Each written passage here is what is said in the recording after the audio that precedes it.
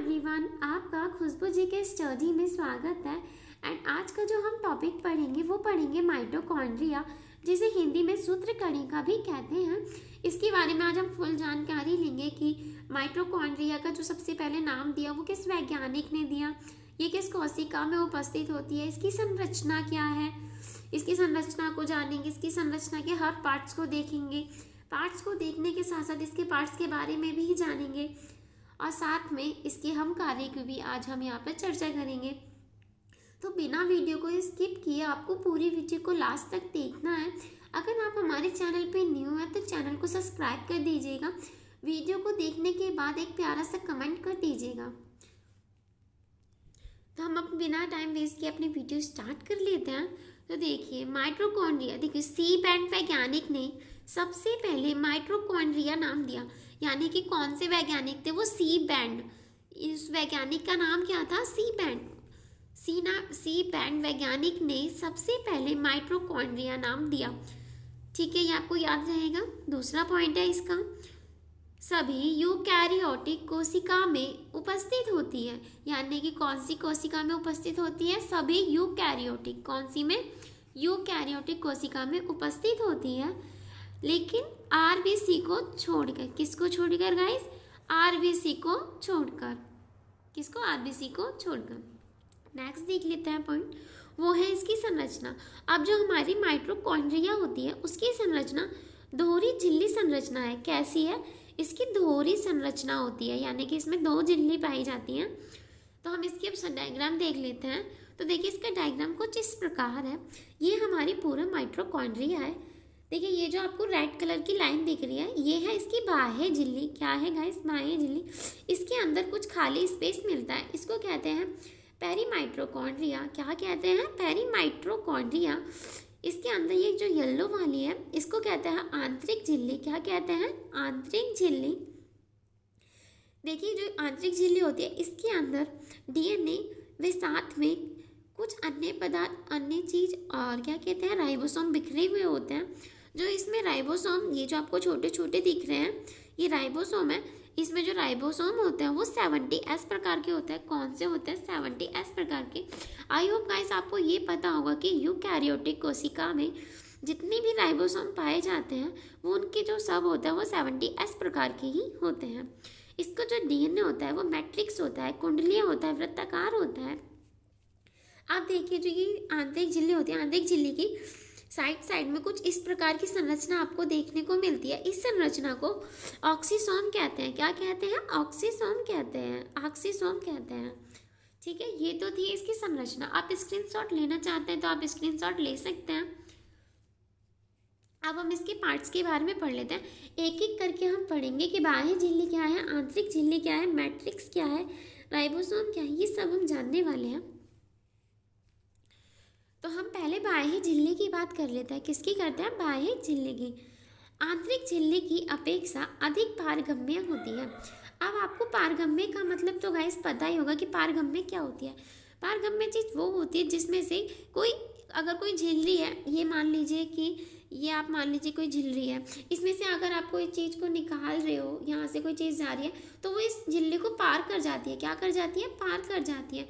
उसी को कहते हैं पारगम्य। क्या कहते हैं? पारगम्य, यानी कि जो पार हो सकती है, नाम से स्पष्ट हो रहा है पारगम्य, यानी कि जो चीज़ उस झिल्ली को पार कर सकती है। अब देखिए यहाँ पर अगर हम इसमें पार करना चाहेंगे, देखिए मान लीजिए कि ये आपकी कोई झिल्ली है। क्या है? झिल्ली है। यहाँ पर लिपिड हो, क्या हो? लिपिड हो। यहाँ से जो लिपिड होगा वो आसानी से चला जाएगा, लेकिन यहाँ पर जो जल होगा वो आसानी से, पहले मैं आपको बता देती हूँ क्या क्या जा सकता है आसानी से। देखिए मान लीजिए ये एक हमारी झिल्ली है। क्या है? झिल्ली। यहाँ से हमें लिपिड को भेजना है। किसको भेजना है? लिपिड को। फिर हमें भेजना है यहाँ पर जल विरागी को। जल विरागी एक माध्यम है। क्या है? माध्यम है। उसको ये भेजना है, हमें ये भेजना है और ये भेजना है। अगर हम इन दोनों को भेजते हैं तो ये आसानी से पार हो जाते हैं। इससे क्या हो जाते हैं? पार हो जाता है। तो ये कैसे हुई? पारगम्य झिल्ली हुई।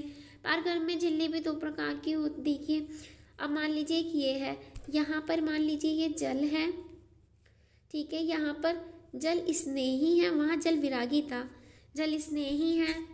तो इन दोनों माध्यमों को, ये भी पारगम्य ही झिल्ली है, लेकिन इन दोनों माध्यमों को पार करने के लिए यहाँ पे कुछ प्रोटीन की आवश्यकता होती है। किसकी गाइस आवश्यकता होती है? प्रोटीन की आवश्यकता होती है, तब वो पार होती है। और नहीं तो पारगम्य झिल्ली में लिपिड और जल विरागी माध्यम जो होता है ये आसानी से पार हो जाता है। यहाँ अगर यहाँ पर पारगम्य झिल्ली है जहाँ पर जल और जल स्नेही होता है, वहाँ पर ये पार तो होगा, लेकिन इसे आवश्यकता किसी की होगी? प्रोटीन की आवश्यकता होगी पार होने के लिए। आई होप गाइस आपको पारगम्य झिल्ली अच्छी से समझ में आ गई होगी। तो एक बार और पढ़ लेते हैं। बाह्य झिल्ली जो होती है वो आंतरिक झिल्ली की अपेक्षा अधिक पारगम्य होती है। क्या होती है? अधिक पारगम्य होती है। अब तो आप समझ गए होंगे कि आंतरिक वाली जो झिल्ली होती है उसकी अपेक्षा, अपेक्षा का मतलब होता है गाइस इससे भी अधिक पारगम्य होती है, इससे भी अधिक चीज इससे पार हो सकती है इस झिल्ली से, ठीक है। अब आते हैं हम आंतरिक झिल्ली पर। देखिए, भीतर की ओर मुड़कर क्रिस्टल का निर्माण करती है। अब ये किसका निर्माण करती है गाइस? ये जो हमारी आंतरिक झिल्ली होती है ये ना अंदर की साइड क्या होती है, थोड़ी सी मुड़ जाती है, जिससे क्या होता है? क्रिस्टल का, यहाँ पे क्रिस्टी का निर्माण होता है। किसका निर्माण होता है? क्रिस्टी का निर्माण होता है। अब मैं आपको बता दूं कि क्रिस्टी का यहाँ पर क्या योग होता है। अगर यहाँ पर हमारी क्रिस्टी बनती है तो वो क्या करती है, जो माइटोकॉन्ड्रिया होती है ना, तो उसका क्या बढ़ा देता है? उसका क्षेत्रफल बढ़ाने में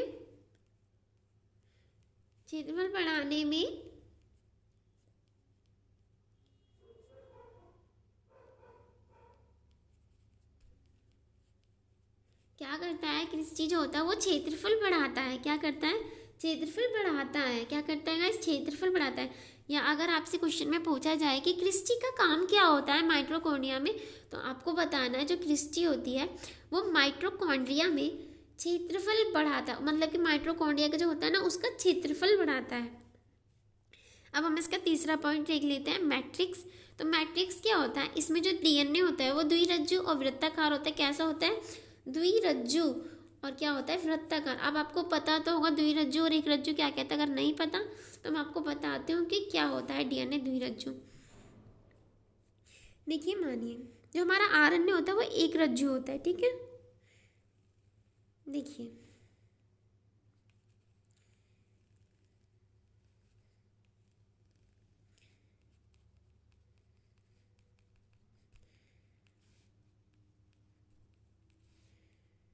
ये क्या है हमारा डीएनए।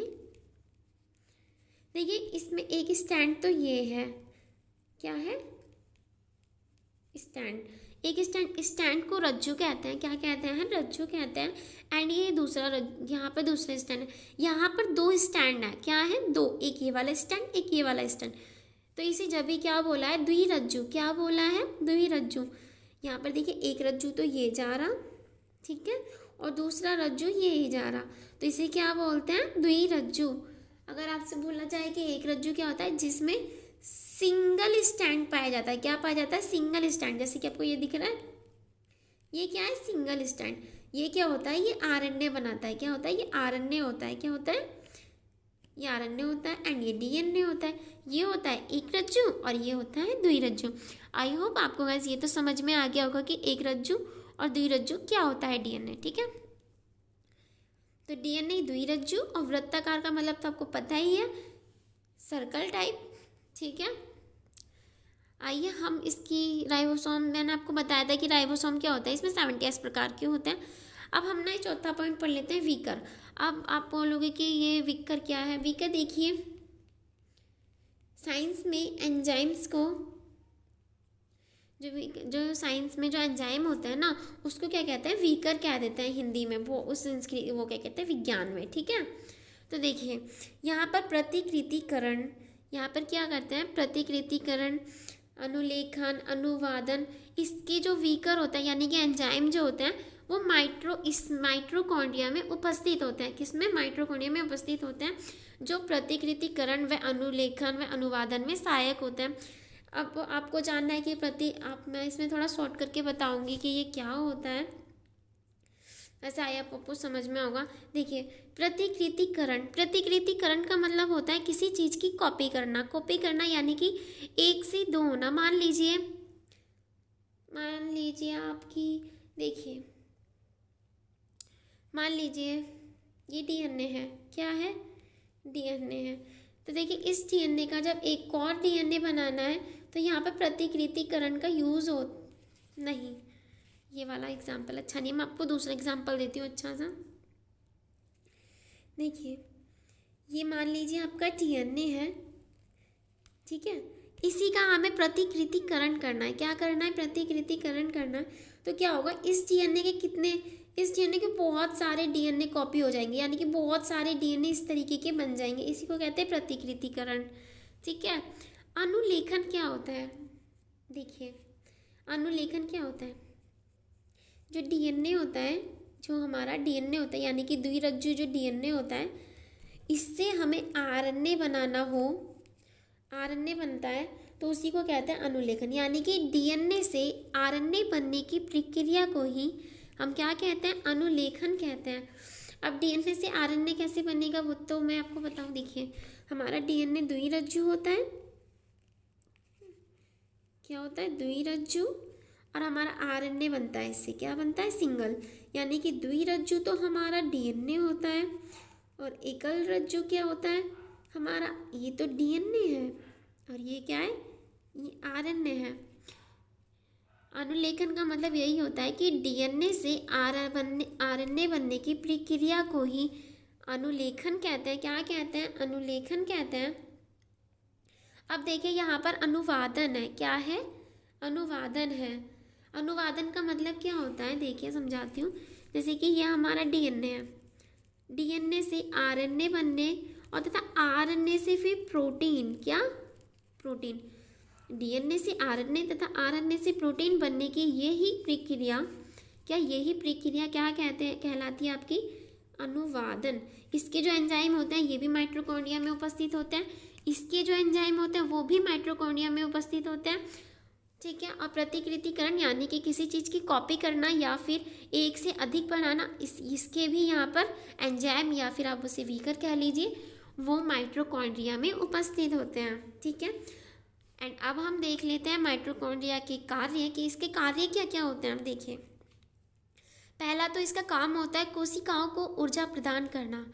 क्या होता है कि कोशिकाओं जो होती हैं, हमारी जो कोशिकाएं होती हैं, क्या होती हैं, कोशिकाएं होती हैं, एक तो उनको ऊर्जा प्रदान करता है, ठीक है। एक ये एटीपी का निर्माण करता है, एटीपी भी हमारी ऊर्जा ही होती है एक तरीके की, तो उसे भी एटीपी का भी निर्माण करता है ये। एंड तीसरा पॉइंट है इसकी, कोशिका द्रव्य वंशागति के लिए उत्तरदायी होता है। यानी कि क्या होता है यहाँ पर, कोशिका द्रव्य वंशागति के लिए भी उत्तरदायी होता है, ठीक है। और क्या कार्य होता है इसका, हम जो माइटोकॉन्ड्रिया है इसको ना क्या कहते हैं, पावर होम ऑफ सेल भी कहते हैं। माइटोकॉन्ड्रिया को ना कहते हैं कि ये ना पावर होम ऑफ सेल, यानी कि ये क्या है, ये भी इसको माइटोकॉन्ड्रिया को कहते हैं। क्या कहते हैं, माइटोकॉन्ड्रिया को कहते हैं, ठीक है।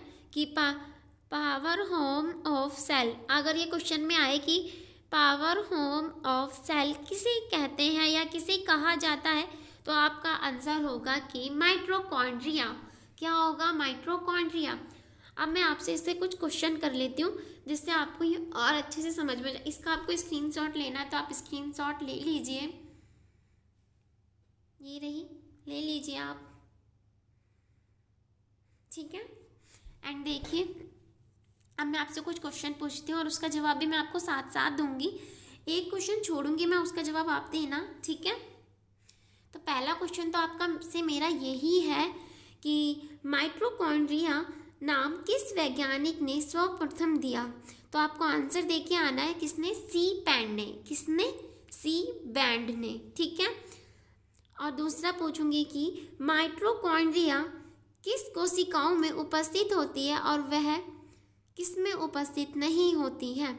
तो आपका आंसर होना चाहिए यूकैरियोटिक कोशिका में तो उपस्थित होती है बट आरबीसी को छोड़कर, यानी कि वो आरबीसी में अनुपस्थित होती है, ठीक है। मैं अब आपसे पूछूंगी कि जो माइटोकॉन्ड्रिया है इसकी संरचना कैसी होती है। तो आपको बताना है कि माइटोकॉन्ड्रिया की जो संरचना होती है वो दोहरी झिल्ली संरचना होती है। देखिए एक झिल्ली ये रही, देखो आपको दिख रही है ना, एक झिल्ली तो ये रही और दूसरी झिल्ली ये रही, तो ये कैसी हो गई, दोहरी झिल्ली हो गई ना। ठीक है, तो आपको बताना है कि माइटोकॉन्ड्रिया की जो संरचना होती है वो दोहरी झिल्ली होती है। अगर आपको संरचना बनाने को आए तो आप इतना भी बना के आते हैं तो आपको उसमें भी नंबर मिलेगा। आप इसके पार्ट्स के नाम दीजिएगा और पार्ट्स के बारे में बताइएगा, इसके कार्य लिखिएगा। अगर आप इतना भी पेपर में लिख के आते हैं और आपको इतना भी अच्छे से समझ में आता है तो आपको फुल मार्क्स मिलेगा क्वेश्चन का, कोई कटिंग नहीं होगी। और क्या कहते हैं, आपका जो मैं आपसे क्वेश्चन करूँगी कि जो हमारा इसमें मैं आपसे क्वेश्चन कर रही हूँ क्रिस्टी, क्या क्वेश्चन कर रही हूँ मैं आपसे, क्रिस्टी माइटोकॉन्ड्रिया में क्या करती है। क्या पूछा मैंने, क्रिस्टी माइटोकॉन्ड्रिया में क्या काम करती है, क्या काम करती है, ये आप मुझे कमेंट करके बताओगे। अगर आपने वीडियो को सही से देखा होगा तो आप ज़रूर बताओगे कि माइटोकॉन्ड्रिया में क्रिस्टी का क्या काम होता है। ठीक है, आई होप गाइज आपको ये वीडियो पूरी तरीके से समझ में आई होगी। इसी तरह आप हमारे चैनल से जुड़िएगा और आप हमारे चैनल पर जाके और भी वीडियो को देख सकते हैं। धन्यवाद।